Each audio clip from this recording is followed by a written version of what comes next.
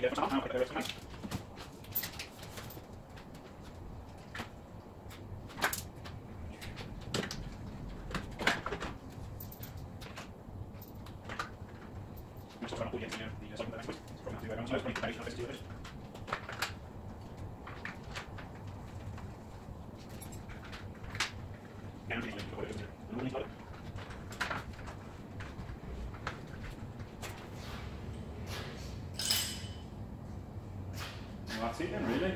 Other than lining everything up, plugging pipes in, tightening everything up, putting the electrical connections on. That's it, done. Got our headlights. So we'll just see if this fits roughly.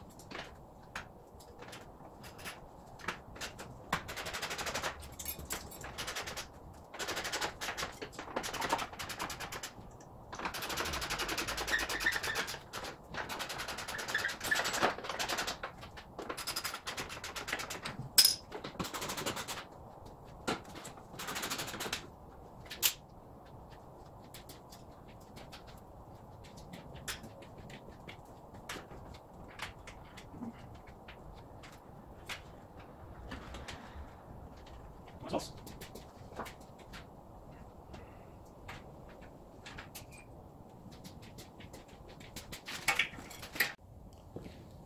right, we're nearly there now. Just got to do up a few of these bungee bolts, and we can see how well it fits.